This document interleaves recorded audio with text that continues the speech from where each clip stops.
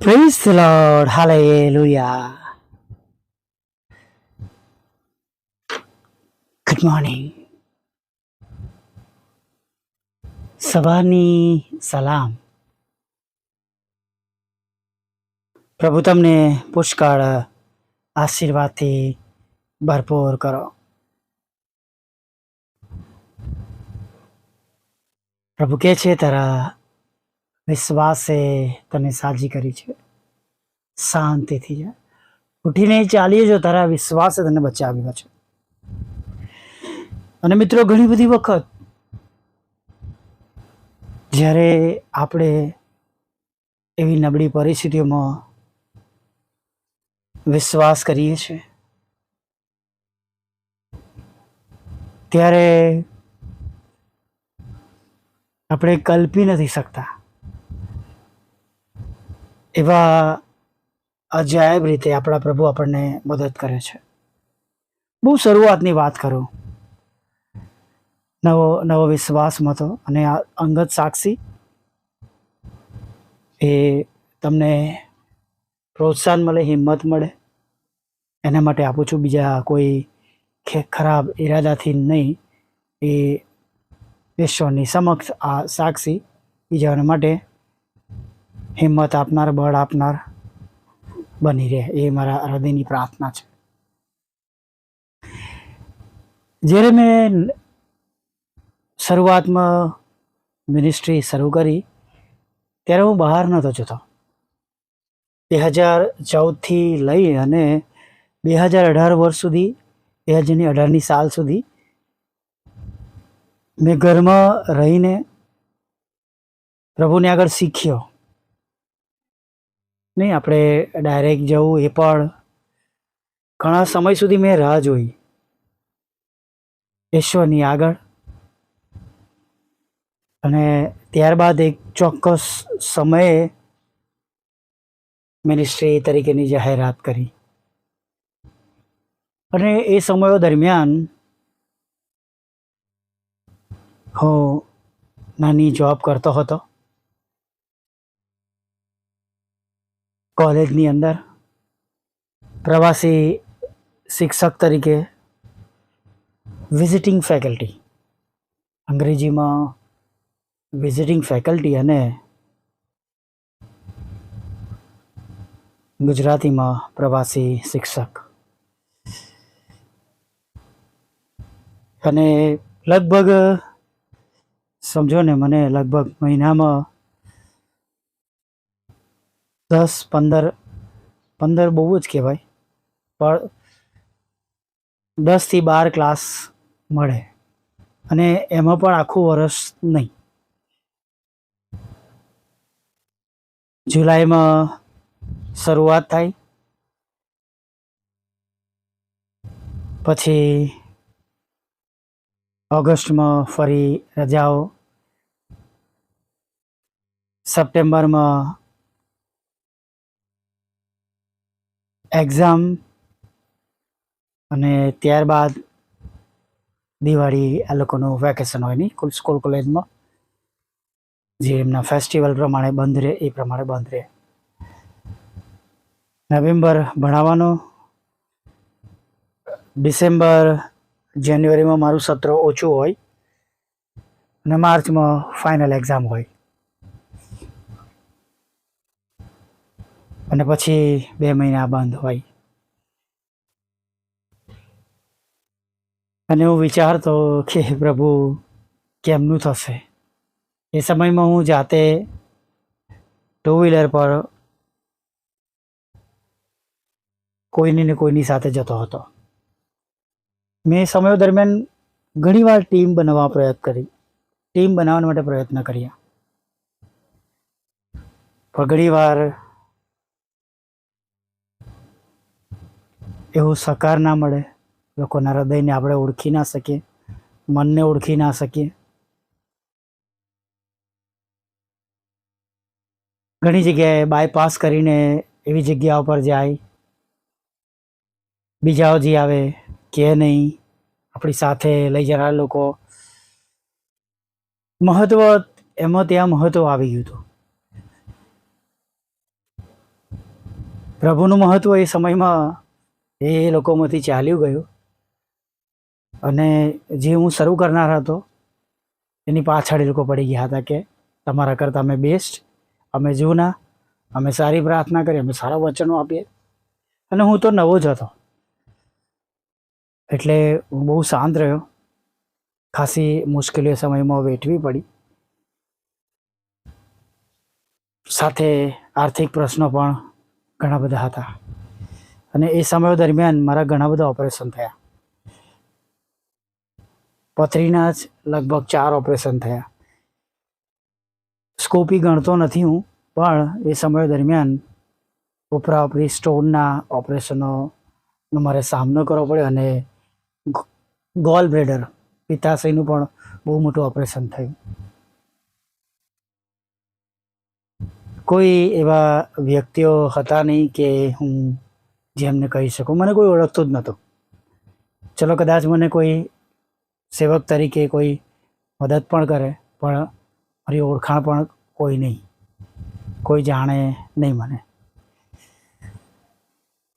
હું એ સમયો દરમિયાન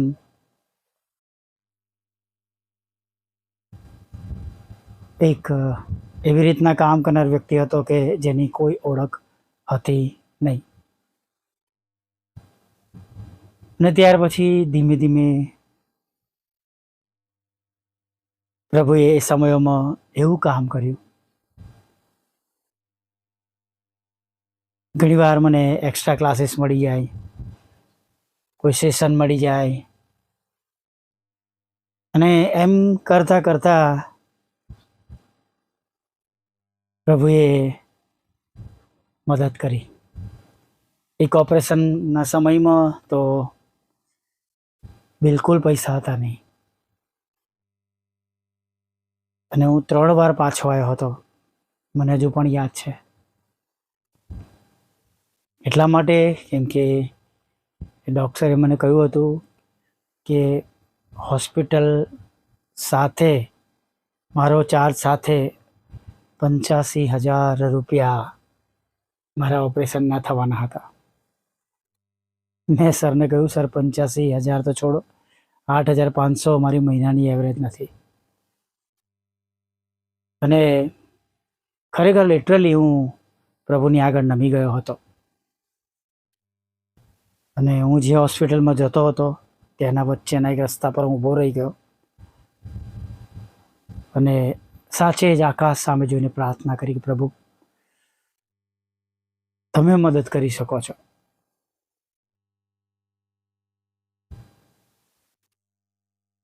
એક તરફ વાહન મેં સાઈડમાં કર્યું હતું, મને હજુ પણ ખબર છે.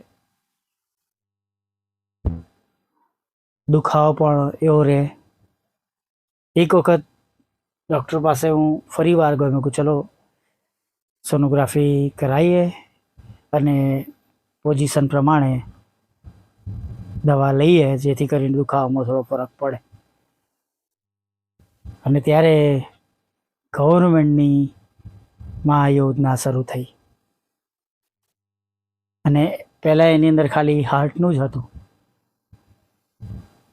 ત્યારબાદ યુરો અંદર ઉમેરાયું અને ડૉક્ટર કે હું તમારી રાહ જોતો હતો, તમને કહેવા માટે જ કે તમને યાદ જ કર્યા કે તમારી પરિસ્થિતિ પ્રમાણે આજે જ મને ખબર પડી છે કે જે યુરોમાં એ યુરોનું તમારું ઓપરેશન થઈ જશે, તમે એ કાર્ડની વ્યવસ્થા કરો.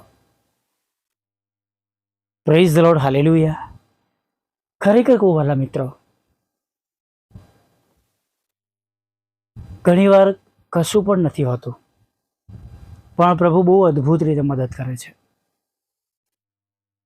ઘણીવાર કોઈક વાલા મિત્રોને જણાવવું પડે છે, પ્રભુ એના દ્વારા પણ કામ કરે છે, તેમના હૃદયોને બોજથી ભરી દે છે.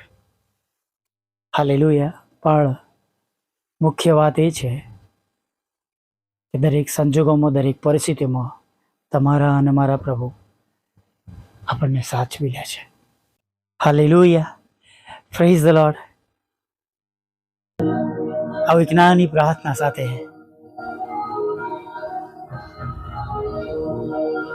પ્રભુની આગળ નમી જઈએ. બોલા પ્રભુ, અમે તમારી સ્તુતિ કરીએ છીએ. અમે તમારો પુષ્કળ આભાર માનીએ છીએ. તમે એવા પ્રભુ છો, તમે અમારી સંભાળ લો છો, અમારી કાળજી લો છો.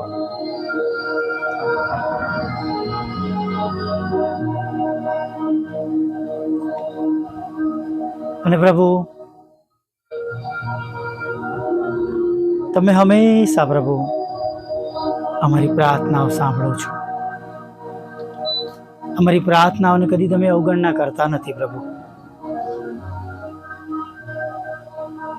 અને પ્રભુ, એક એવા સમયમાં જ્યારે અમે ખરેખર પ્રભુ અમે અસહાય હોઈએ છીએ પ્રભુ, અને અમારી માટે કોઈ દ્વાર હોતા નથી, ત્યારે તમે અદ્ભુત રીતે જાણે તમે પોતે દ્વાર બનીને તમે આવી જાઓ છો, અમને મદદ કરો છો, અમને સહાય કરો છો.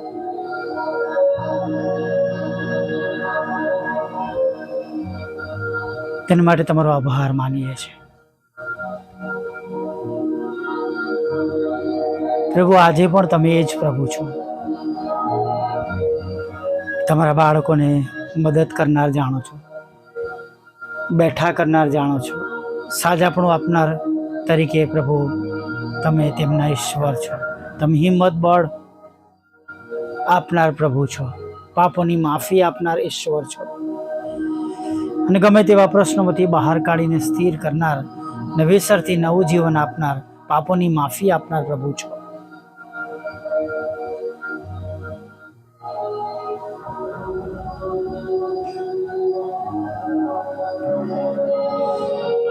પ્રભુ, પ્રાર્થના કરીએ છીએ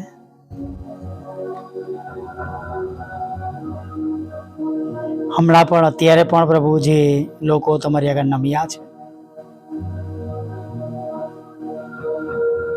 મુશ્કેલીઓમાં દુઃખોમાં દબાઈ ગયા છે પ્રભુ, અમે વિનંતી કરીએ છીએ તમે તેમને મદદ કરો. તમે તેમની આંખના આંસુઓને લૂછી નાખો પ્રભુ. હા પ્રભુ, તમે તેમની આંખના આંસુઓને પ્રભુ તમે લૂછી નાખો.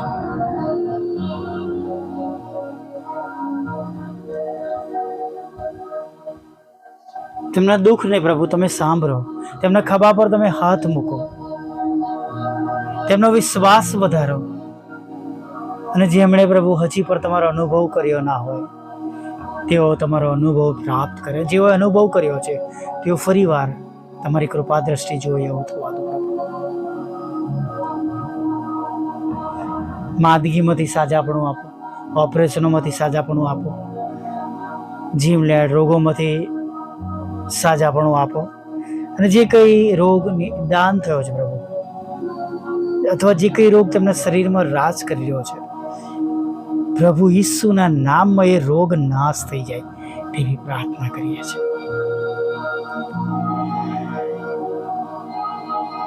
લડાઈ ઝઘડા, કોર્ટ કેસ, એફઆઈઆર તમે દૂર કરજો. નાણાંના પ્રશ્નો, લોનના પ્રશ્નો, મકાનના પ્રશ્નો, જોબના પ્રશ્નો, બિઝનેસના પ્રશ્નો, વિદેશ જવાની રૂકાવટો તમે તોડજો પ્રભુ.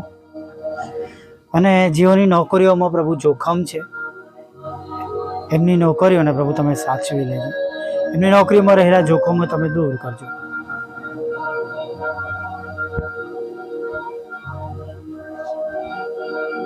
કોર્ટ કેસ, એફઆઈઆર પ્રભુ પિતા, અને જમીનના મકાનના જે ઝઘડાઓ છે પ્રભુ, હંમેશાને માટે તેમના ઘરોમાંથી દૂર કરી દેજો પ્રભુ.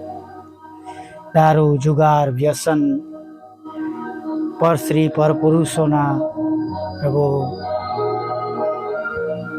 એવા ખરાબ સંબંધો, ખરાબ બાબતો તમે ખાલી જ કરજો પ્રભુ, એવી પ્રાર્થના કરીએ છીએ. વ્યસનોમાંથી છોડાવજો પ્રભુ. પ્રભુ, દરેક ઘૂંટણ નમે, દરેક જીભ કબૂલ કરે તમે દેવના દીકરા છો એવું થવા દો. અને જેમ સ્વર્ગમાં તેમ પૃથ્વી પર તમારી ઈચ્છા પૂરી થાય અને તમારું રાજ્ય વહેલું આવે પ્રભુ, એવી પ્રાર્થના અમે કરીએ છીએ પ્રભુ. હા, તમારા બાળકોને નદીની પાસે રોપાયેલા ઝાડ જેવા કરજો, ઉછીનું આકાર બનાવજો અને શિર બનાવજો. તેવી પ્રાર્થના કરી છે. જુદી જુદી પરીક્ષામાં પાસ કરજો. IELTSના બેન્ડ આપજો પ્રભુ પિતા. અને ખાસ કરીને પ્રભુ અમારા બધાની સેવાઓને તમે આશીર્વાદિત કરો.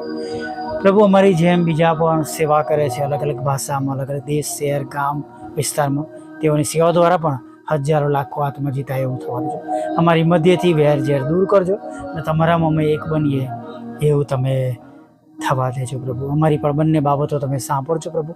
અને ખાસ પ્રભુ જે પ્રાર્થનાના વ્હીકલ માટે પ્રભુ અમે પ્રયત્ન કરી રહ્યા છે પ્રભુ, એને ઘર સુધી પહોંચવાને માટે, ત્યારે પ્રભુ એના રસ્તાઓ તમે ખુલ્લા કરજો પ્રભુ. અને પ્રભુ તમે વાહનને પ્રભુ હંમેશા દોડતું રહે અને પ્રભુ બધાને માટે, અમારા માટે આશીર્વાદનું કારણ બની રહે એવું તમે થવા દેજો પ્રભુ. વિશેષ પ્રભુ જેઓ આ સંગતમાં છે, સાંભળે છે, બીજાને મોકલે છે, બધાને બમણા આશીર્વાદ ભરી દેજો. તમારી પવિત્ર હાજરી રાખજો, પાપોની માફી આપજો અને સાંજે આભાર ટીલી લાવું માગતા પ્રભુ ઈસુમાં સાંભળો, દેવ બાપ માન્ય કરજો. આમીન, આમીન, આમીન.